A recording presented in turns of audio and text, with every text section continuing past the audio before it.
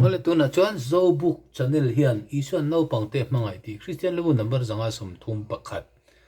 hian ru khoi sa lom om hle mai he hla hi ni kan no pan lai chuan kan lo sadik vak lawa nang ni chuan lo sadik mai theya ka hrelowa khan an sa chinanga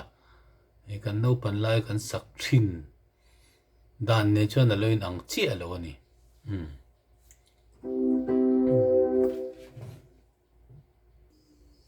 hela hi vuak thum ani a vuak thum chu 1 2 3 1 2 3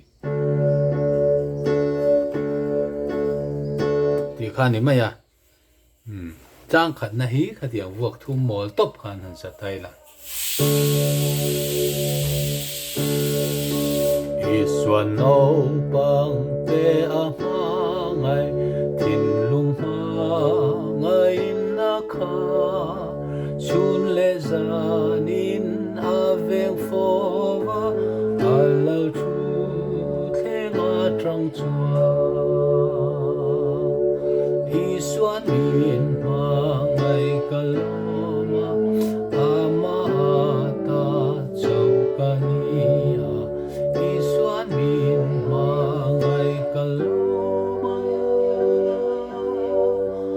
ama in min tlan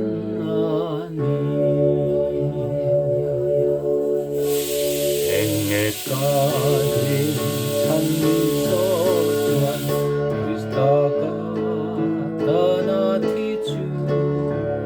tin Bible in min hril boka naupangte local ro Isuan min hmangaih kaloma ama ata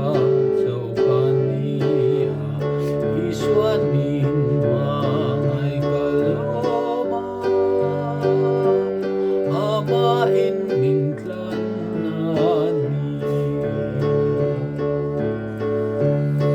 Isuan naupang dil na arya alal thu thenga trang chua local ro ifakang van ram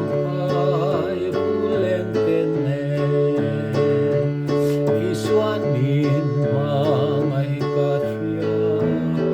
ama ata chaukania Isuan min hmangaih kaloma ama in min tlan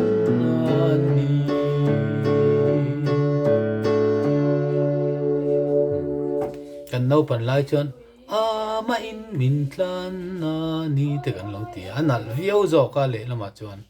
ma se solfa en chuan so la so ama in tian ya Isuan naupangte hmangaih tin lung hmangaih na kha ti te kan lo thuk ti klawa tin lung hmangaih na kha kan ti maya chun le zanin han ti te aveng fo fa hi chu har viau renga alal thu thenga trang chuan so far do thenga trang chuan anti te poi har viau ni kan sak dan po kha buan